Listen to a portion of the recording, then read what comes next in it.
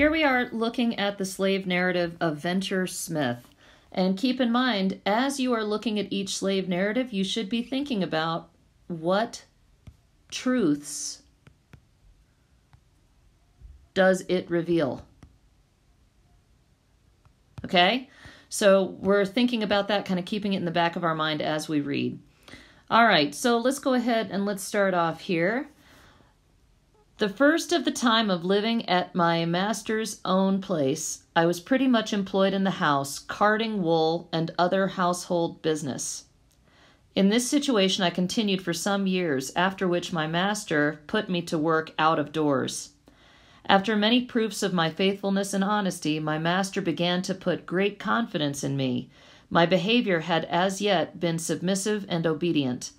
I then began to have hard tasks imposed on me. Some of these were to pound 4 bushels of ears of corn every night in a barrel for the poultry, or to be rigorously punished.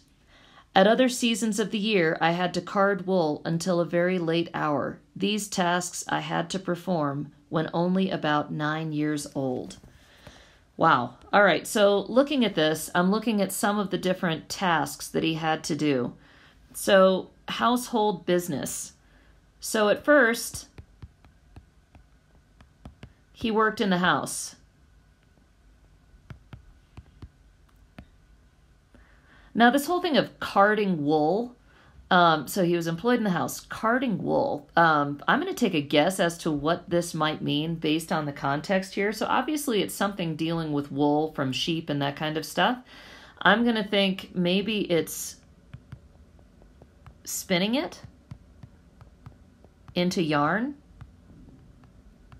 Something to do with wool, okay? But that's my best guess as of this time. And so it seems like he was faithful, he was honest to his master, right? And his behavior as of yet had been submissive and obedient. So as yet, this kind of shows me that it won't always be, right? And then he began to have hard tasks imposed on him. Now, if I go back to what truths does this reveal? It reveals that 9 years old, slaves were put to work, even as children, in adult type tasks. I don't know, my kids are 8 and 10, and I can't imagine them doing any of these different things. This is really hard work, right? Pounding 4 bushels of ears of corn every night. So basically he's making cornmeal for the poultry, which is like the chickens, right? All right.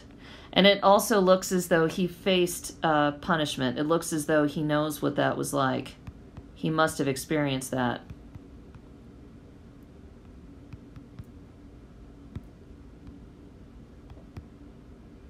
He doesn't come right out and say it, but you can kind of infer it based on the fact that he said he would be rigorously punished if he didn't pound out 4 bushels of ears of corn every night.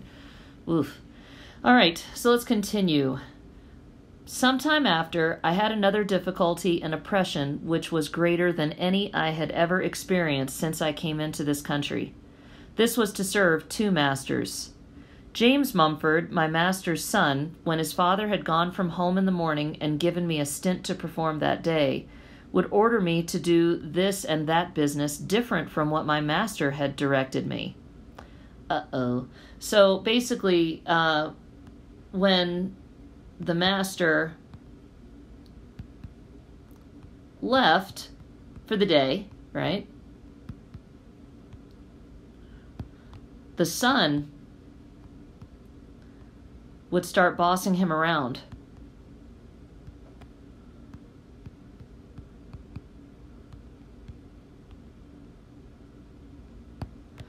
And by the way, guys, as you're doing this, you can take different lines that you like and you can put them on your organizer, or you can write down some paraphrases too, okay? Kind of the notes that I'm taking mostly are paraphrases, all right? Okay, so One day in particular, the authority which my master's son had set up had like to have produced melancholy effects.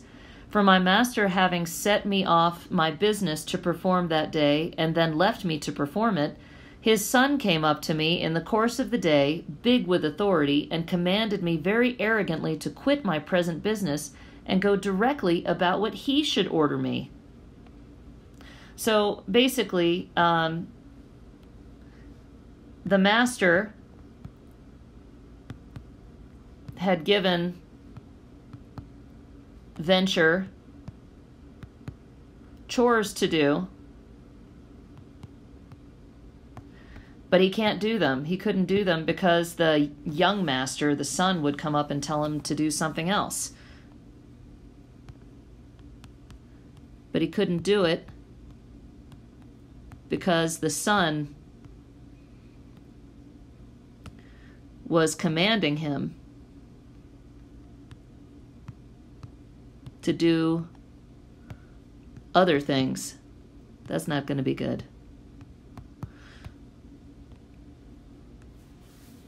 I replied to him that my master had given me so much to perform that day, and that I must faithfully complete it in that time.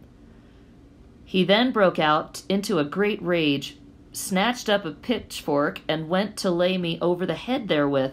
But I as soon got another, and defended myself with it, or otherwise he might have murdered me in his outrage. Okay, so what we're seeing here is we've got this thing where he needs to defend himself, right?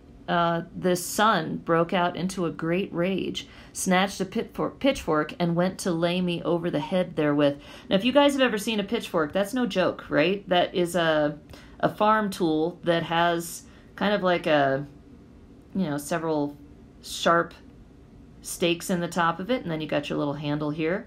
Okay, and you use it to grab up hay and stuff like that. But that would be pretty vicious to come after somebody with a pitchfork. But it looks like Venture grabs one himself, and he goes ahead and he defends himself with it. All right, so the two men are fighting with pitchforks. This could not end well for Venture, I wouldn't think. He immediately called some people who were within hearing at work for him, and ordered them to take his hair rope and come and bind me with it. They all tried to bind me, but in vain, though there were 3 assistants in number. My upstart master then desisted, put his pocket handkerchief before his eyes, and went home with a design to tell his mother of the struggle with young Venture. He told that their young Venture had become so stubborn that he could not control him, and asked her what he should do with him. So this guy goes and complains to his mommy, right, that Venture's not behaving and he's not doing what he's supposed to do. All right, and the men, they try to tie him up. This sounds a lot like Frederick Douglass, chapter 10. The men try to tie Venture up, but they are unable to, because Venture resists them. And then the young master goes to tell his mother.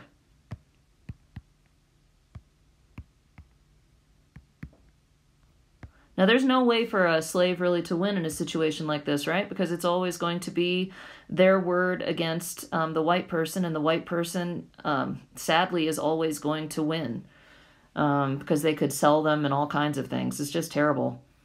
In the meantime, I recovered my temper, voluntarily caused myself to be bound by the same men who tried in vain before, and carried before my young master that he might do what he pleased with me.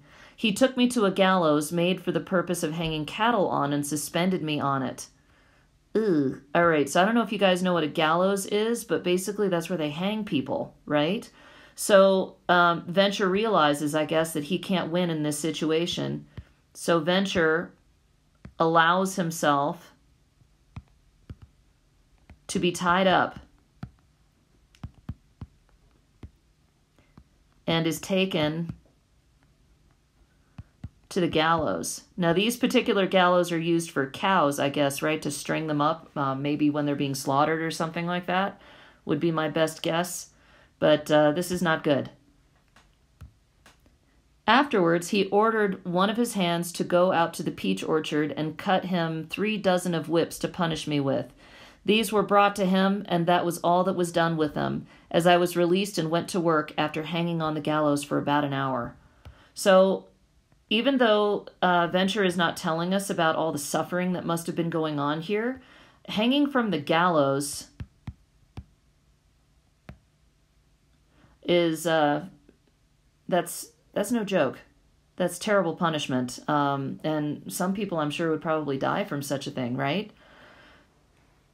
I know in some cases they would hang someone from a gallows and then they would make it so just barely their tippy toes could touch the ground, so that way they wouldn't die, right? But still, it would be agony being strung by your neck. He was hanged for an hour and then released. All right, so what you want to do on your paper is grab the evidence that you think you need that seems to show something important